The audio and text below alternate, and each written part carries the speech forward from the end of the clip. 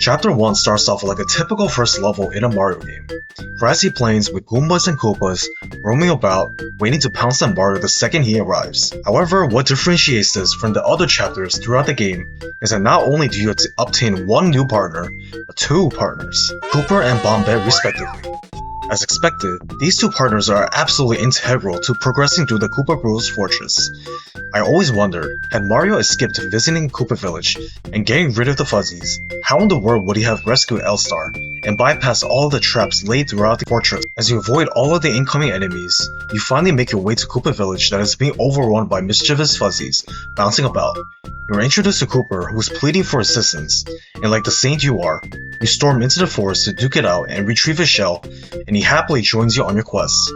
After obtaining some badges and star pieces that will prove to be impossible without the aid of Kooper, the duo approaches the impenetrable, ominous, dark fortress in which they realize that their journey has just begun. Right before you even enter, one of the Koopa Bros greets you with an unwelcome gesture, indicating that he is alerting the other members to stay on high alert since Mario and friends have appeared.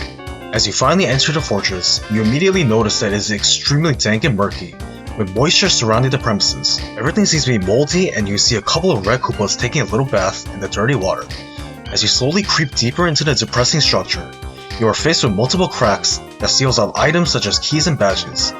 You realize this is foreshadowing that a Bob-omb partner is needed to bypass these, and you continue to march deeper into the unknown. What I love about this setting is just how minuscule the game makes you feel inside this magnificent structure, and that whatever action you take doesn't really matter much in the grand scheme of things.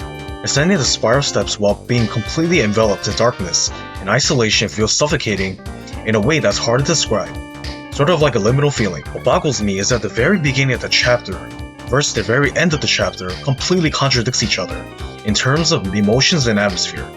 Once you obtain a Bombette as a partner after falling for that very obvious trap on purpose, you ascend once again and break open all of the cracks. I like how they introduce us to Bombette later on, as it gives the player an incentive to return to the earlier spots, to break the walls down, and balance the Kooper's abilities as well as to progress deeper into the game.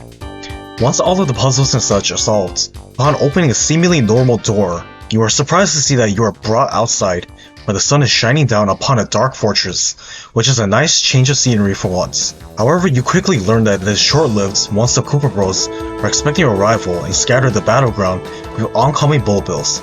As you dodge each bullet gracefully by spinning in and out and swerving between each shot, the Koopas retreated back into the hideout to prepare for the battle. After reaching the end of the line, you find yourself face to face with a giant knockoff of Bowser, be held together with glue and tape, and you know that just the slightest tap can send it toppling over. The battle ends quickly against the structure, and the bros finally reveal themselves, and unleash the sacred weapon that impressed Bowser earlier. They stack on top of one another, and unleash a whirlwind-style spin attack, which does 4 damage if you don't guard. However, this battle can be finished extremely quickly if you knock them down to their bellies and use a Fire Flower and Kooper's Power Shell. The bros are defeated, and the first Star Spirit appears in the form of a card. You grasp it in your hands, and lo and behold, L-Star is released from this prison, and thus ending the first chapter.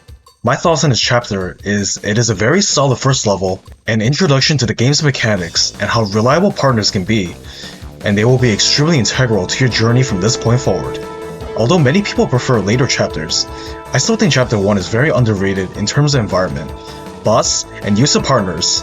Thank you for watching. If you enjoyed the video, please like and subscribe for more challenge, ranking, and analysis videos like this.